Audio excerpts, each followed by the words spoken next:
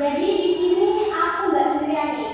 Tentunya aku sudah kedatangan teman-temanku yang keren-keren abis, cantik-cantik dan juga kece-kece. Nah, jadi kita kenalan dulu ya. Ini dengan Mbak siapa nih?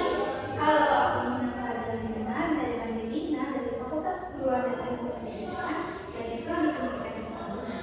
Oke, selanjutnya dengan Mbak siapa? Halo, aku dari Syaitan Sebenteres. Aku dari Prodi Budaya dari PTB juga. Dan untuk yang terakhir nih, Mbak yang pakai kacamata sendiri dengan Mbak siapa? Halo semuanya, perkenalkan nama aku Saskia Sapna Ulandika, biasa dipanggil Saskia. Aku dari Prodi Pendidikan IPB. Udah pada kenalkan. Nah, jadi di sini kita kan masih vibes lebaran ya, masih masa lebaran nih. Sebelumnya nggak izin apa izin ya. Ya, Nah, ngomong soal lebaran pastinya teman-teman pasti mudik kan ya. Nah, untuk Kak Nina nih gimana pengalaman mudiknya? kalau aku sih nggak mudik ya, soalnya rumahku tuh deket banget dari sini. Kayak cuman di Bondowoso itu kan deket di sini. Di Bondowoso mana Kak? Bondowoso. Oh, di Bondowoso Kota. Dan untuk ATW, Kalau aku sih, rumahku juga asli warga sini, tapi aku mudik ya di sekitar di tetangga. Selama tak warga sini. Kak Saskia gimana pengalaman mudiknya? Kalau aku sendiri aku mudiknya nggak jauh ya. Nggak jauh di sini tuh bukan berarti aku beda kota, bukan. Sebenarnya aku satu kota, cuma kota aku bukan kota jadi. Cuma aku di desa yang agak terpencil, jadi jauh, jadi sedikit jauh dari Jember. Lumayan beda ya Kak sama yang lainnya di desa mana nih Kak? Terpencil di desa Silasenen. Ada yang tahu nggak?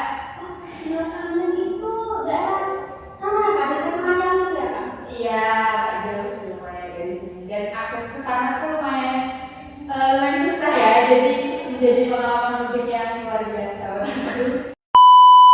Nah, saking terpencilnya desa aku tuh di situ tuh akses jalannya tuh susah, internet juga susah, dan pokoknya semuanya susah. Nah dari situ tuh aku ada pengalaman waktu aku SMA. Di situ tuh waktu COVID kemarin beberapa tahun yang lalu, saking susahnya internet di desa aku, jadi aku mengalami kesulitan pada saat pembelajaran COVID kemarin. Oke, jadi kalau di kota sama desa ini pastinya beda ya, apalagi mengenai akses internet. Nah, dari Kak Nina nih yang berasal dari kota gimana? Nah, menurutku sendiri sih gap antara pendidikan di kota dan desa itu beda banget ya, karena sesuai dengan apa yang kita tadi omongin emang bener gitu. Kalau di desa sendiri itu kan kayak bener-bener susah banget gitu ya, nah itu jadi problem di desa.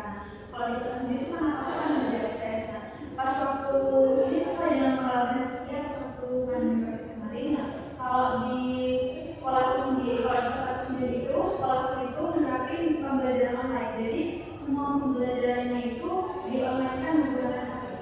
Oh, pakai HP. Jadi kalau platform yang dipakai buat pembelajaran itu apa Kak? Kalau aku sendiri sih, kalau di sekolah sendiri itu pakai e-learning. Oh, e-learning. Nah, ngomong soal e-learning ini pas banget sama pembahasan yang akan kita bahas kali ini mengenai pemerataan pendidikan di Indonesia melalui e-learning. Nah, daripada penasaran, tonton terus training ya.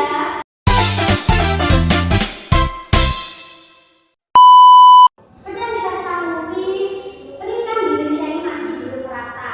Kita lihat dari pengalaman dari Mbak Saskia sama Mbak Rina yang berasal dari latar belakang beda. Mbak Saskia dari desa dan Mbak Rina dari kota. Nah, Mbak Rina tadi menyinggung soal e-learning ya. Kalau boleh tahu nih, e-learning sendiri itu apa sih Mbak? Nah, e-learning itu merupakan platform pembelajaran online. Jadi kita itu bisa belajar di mana saja dan kapan saja menggunakan e-learning. Dan itu juga membuat kita lebih fleksibel gitu kalau buat belajar, apalagi di waktu pandemi. Oke, kalau buat Kak Tere, dulu juga pakai e-learning atau enggak?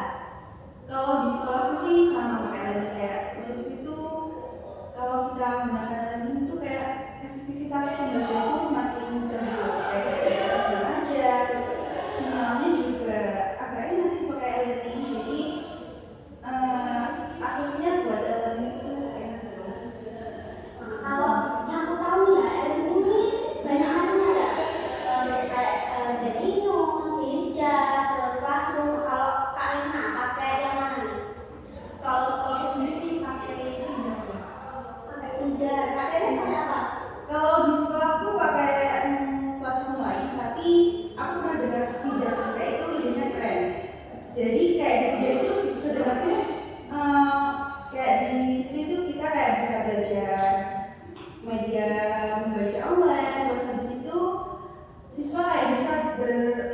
interaksi antar guru juga. Jadi kayak bukan buat siswa aja yang interaksi melalui media itu, tapi guru juga bisa upgrade skill gitu loh. Di pijar ini pastinya ada kelebihan sama kekurangannya. Nah, menurut kalian, kenapa sih sekolah tandingan memilih pijar buat dijadiin platform pembelajaran? Nah, yang aku tangkap ya, menurutku itu sekolahku itu milih Pijar Sekolah sebagai platform pembelajaran online itu karena yang pertama di Pijar Sekolah itu ada fitur yang nggak semua platform itu punya. Contohnya seperti bisa mendeteksi kecurangan sewaktu ujian. Nah, jadi sistemnya itu kayak misal kita lagi ujian nih. Nah, terus otomatis pakai laman web kan. Nah, waktu kita keluar dari laman web itu lebih dari 3 kali itu laman webnya ujiannya bakal kekumpul sendiri kayak otomatis gitu. Habis itu otomatis kalau udah 3 itu kan udah keluar, udah kekunci, udah kekumpulin tuh. Nah, itu kita itu harus ke staff di sana, staff yang bagian ngurusin ulangan itu harus buka ulangan kita lagi. Nah, otomatis kan ketahuan gitu kecurangannya. Koordinator gitu ya? Iya benar, kayak sama. Nah ini nih, bisa dijadiin inspirasi buat sekolah-sekolah lain buat dijadiin platform pilihan buat pembelajaran di sekolah. Nah dari beberapa bulan yang udah Kak ini bilang ya, harusnya pemerintahan di desa Kak Saskia ini juga bisa menjadikan pijar sebagai platform untuk pembelajaran di sana. Gimana Kak Saskia? Gini ya, kalau menurut aku belum bisa, karena kan seperti yang sudah aku jelaskan tadi bahwasanya di desa aku ini terpencil. Jadi untuk akses internet seperti itu kan susah. Sedangkan aplikasi Pijar ini menggunakan internet untuk harus menggunakan internet yang memadai untuk masuk ke aplikasi Pijar itu sendiri. Jadi mungkin itu yang menjadi salah satu alasan kenapa pemerintah juga masih susah menerapkan pembelajaran daring di daerah saya. Ya. Nah, dari sini kita bisa melihat ya gimana perbedaan pemerataan pendidikan di Indonesia antara di desa dan di kota. Nah, aku pengen tahu nih gimana pendapat Kak Nina. Kenapa sih di Indonesia ini pendidikannya masih bermerata? Nah, menurutku itu emang benar-benar kelihatan kan gap antara pendidikan di desa dan di kota. Sedangkan di desa itu ada apa saja termasuk dengan internet yang memadai, infrastruktur yang juga lengkap. Sedangkan di desa itu kan kebalikannya, udah aksesnya kurang, kayak internetnya kurang dan infrastrukturnya juga kurang. Menurutku sih gitu. Oke, jadi solusinya nih apa ya? Kalau menurut Kak Tere gimana? Jadi menurutku sih sebelum kita ke platform Elina dulu, jadi kita harus membenahi infrastruktur, aksesnya dan fasilitasnya. Jadi kita harus memiliki handphone dulu dan memastikan sinyalnya itu enak dan bisa diakses dengan cepat.